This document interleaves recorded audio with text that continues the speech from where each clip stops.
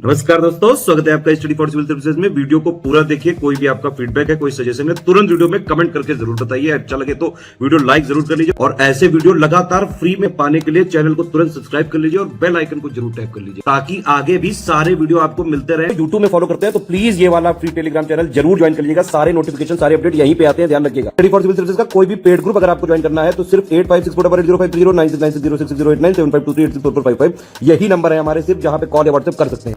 Instagram पे हमारा page जरूर फॉलो कर लीजिएगा, study for civil dot services है। ट्विटर पे हमको जरूर फॉलो कर लीजिएगा, @स्टडी फॉर सिविल्स है। सारे क्वेश्चन अटेम्प्ट करिए और स्कोर अपना तुरंत कमेंट करके बताइए। Good morning friends, my name is Chandravardhan and I welcome you all to Study for Civil Services, one of the India's leading educational platforms. दोस्तों, हम लोग BPSC previous year question discuss कर रहे हैं, जिसमें आज से हम लोग साइंस का डिस्कशन शुरू करने वाले हैं। ठीक है, तो शुरुआत करते हैं आज का अपना वीडियो। और यदि आपको कोई दिक्कत हो, कोई शिकायत हो तो आप हमें कमेंट कर सकते हैं, या फिर अगर आपको वीडियो अच्छा लगता है तब भी कमेंट कर सकते हैं। और लाइक और सब्सक्राइब तो जरूर करेंगे आप लोग, मुझे पूरी उम्मीद है। तो चलिए देर न करते हुए शुरू करते हैं आज का अपना वीडियो। जय हिंद, वंदे मातरम। द सामान्य शुष्क सेल, एक सामान्य शुष्क सेल में विद्युत अपघट्य होता है। The normal dry cell has electrolyte of जस्ता, सल्फ्यूरिक अम्ल, अमोनियम क्लोराइड या फिर मैग्नीज डाइऑक्साइड। किसका होगा? यहाँ पर यदि हम लोग देखें तो ये होगा अमोनियम क्लोराइड का। नॉर्मल ड्राई सेल में इलेक्ट्रोलाइट किसका होगा? NH4Cl यानी कि NH4Cl यानी कि अमोनियम क्लोराइड, या फिर किसका होगा?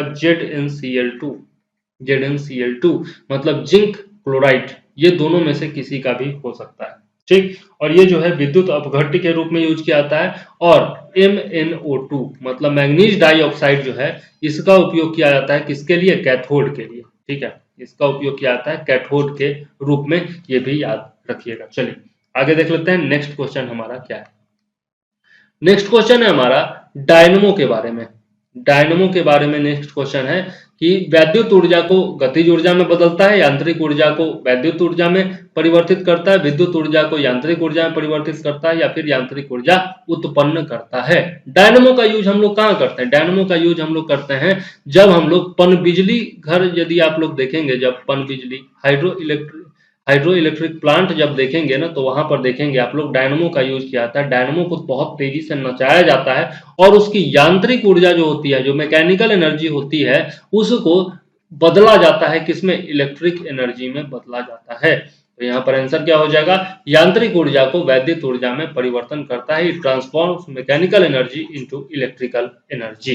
ठीक है, यही काम किया जाता है। ये जो आपका है mechanical energy into electrical energy, यही आपका विद्युत जनरेटर जो होता है, जो हम लोग शादी ब्याह में यूज करते हैं, या फिर आपके घर में भी हो सकता है। तो ये जो जनरेटर जो होता है वो भी यही काम करता है, मैकेनिकल एनर्जी को इलेक्ट्रिकल एनर्जी में बदल देता है।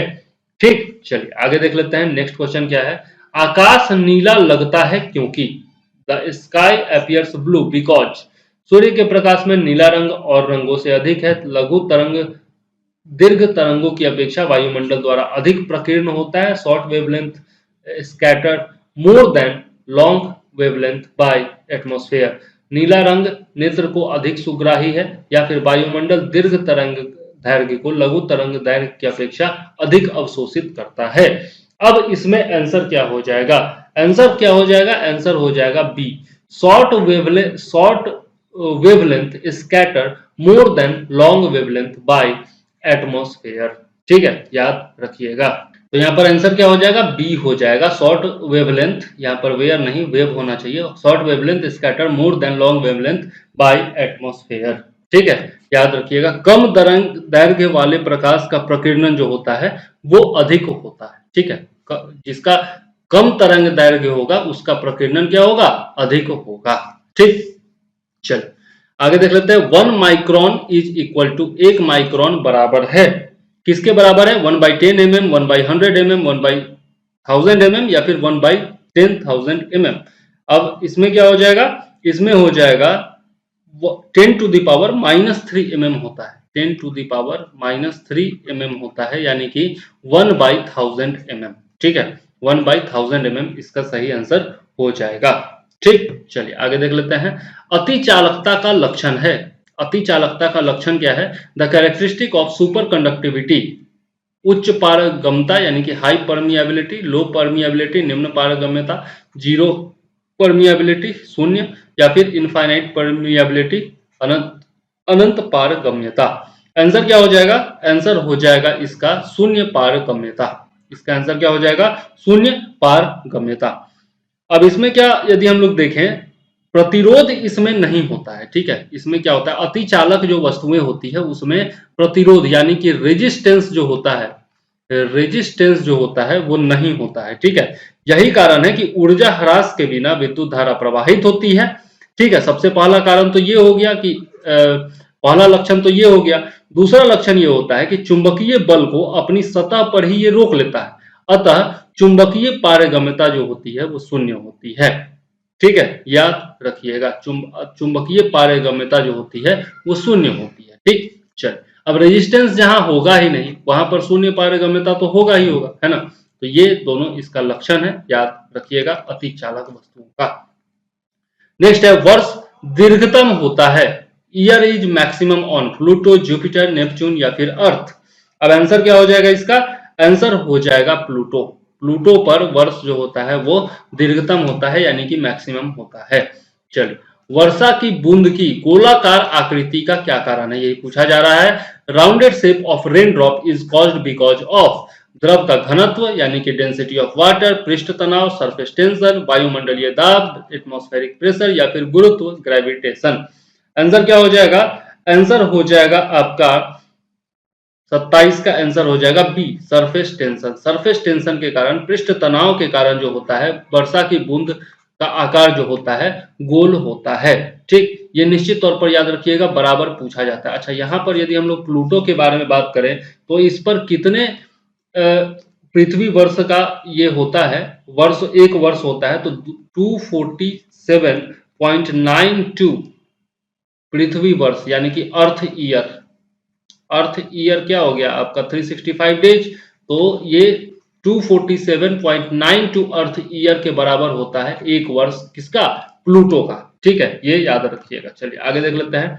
कमरे में रखा रेफ्रिजरेटर का दरवाजा खोलकर, open door of refrigerator in a room can cool the room to some less degree, मतलब कमरे के को कुछ डिग्री तक ठंडा कर सकते हैं। आप इसको रेफ्रिजरेटर के तापमान तक ठंडा कर सकते हैं। आप अंततः कमरे को थोड़ा गर्म कर सकते हैं। आप कमरे को न तो गर्म न ठंडा कर सकते हैं। आंसर क्या हो जाएगा? आंसर होगा कि कमरे को थोड़ा सा गर्म जरूर कर देगा। ये warm the internal room to some extent, ठीक है। थोड़ा सा कमरे का तापमान बढ़ जाता है जब आप कमरे में रखा हुआ रेफ्रिजरेटर का दरवाजा खोल देते हैं, ठीक है। किस खनिज से रेडियम प्राप्त किया जाता है? किस खनिज से रेडियम प्राप्त किया जाता है? चूना पत्थर, पिंच ब्लेंड, रूटाइल या फिर हेमेटाइट। अब यहाँ पर यदि हम लोग देखें तो विच mineral is the source of radium, radium का स्रोत क्या है ये पूछा जा रहा है। लाइमस्टोन, पिंच ब्लेंड, रूटाइल या फिर हेमेटाइट। तो पिंच ब्लेंड जो होता है वो रेडियम का अयस्क होता है, ओर होता है, ठीक है। तो किससे प्राप्त किया जाएगा? पिंच ब्लेंड से प्राप्त किया जाएगा, याद रखिएगा, ठीक है। चलिए आगे देख लेते हैं। परमाणु बम का सिद्धांत आधारित है। The theory of atom bomb is based on नाभिकीय संलयन, न्यूक्लियर फ्यूजन, नाभिकीय विखंडन, न्यूक्लियर फिजन, इनमें से दोनों और उपयुक्त में से कोई नहीं। तो यहां पर यदि हम लोग देखें तो ये फ्यूजन और फिजन और संलयन और विखंडन, इन दोनों में बहुत ज्यादा अंतर होता है। संलयन का मतलब होता है जुड़ाव, संलयन का मतलब होता है जुड़ाव, और विखंडन का मतलब होता है फटना या फिर टुकड़े होना, टुकड़े होना, ठीक है। तो इसका मतलब कह सकते हैं अलगाव, ठीक है, अलगाव कह सकते हैं। तो यहाँ पर आप देख सकते हैं नाभिकीय संलयन में दो चीजें जुड़ती हैं आपस में, और नाभिकीय विखंडन में एक चीज जो है वो टूटता है अलग अलग चीजों में, ठीक है। तो ये समझ सकते हैं। सबसे पहले तो हिंदी वाला में तो कंफ्यूजन दूर हो जाएगा, लेकिन यहाँ पर फ्यूजन और फ्यूजन में किसको संलयन कहते हैं, किसको विखंडन कहते हैं, इसमें बहुत ज्यादा दिक्कत होती है, ठीक है। तो यहाँ पर आप याद रखिएगा कि यू जो है वो अल्फाबेट में लास्ट में आता है, ठीक है। तो वहां पर लास्ट में आदमी जुड़ता है। पहले क्या होता है? पहले टूटता है फिर जुड़ता है। तो आई जो है वो पहले आता है, इसलिए पहले क्या होगा? टूटेगा। और यू जो है बाद में आता है, यानी कि बाद में जुड़ेगा। ठीक है, जब तक कोई टूटेगा नहीं तब तक उसको जुड़ने की जरूरत कहाँ महसूस होगी, है ना। तो इस तरीके से थोड़ा सा ट्रिक है जिससे आप याद रख सकते हैं। यहाँ पर यदि हम लोग एटॉम बॉम्ब की बात करें तो यह जो है आपका एटॉम बॉम्ब न्यूक्लियर फिजन पर डिपेंड करता है। यहाँ पर क्या होता है, नाभिकीय विखंडन पर, और यह जो होता है अनियंत्रित होता है। यह क्या होता है, अनियंत्रित होता है।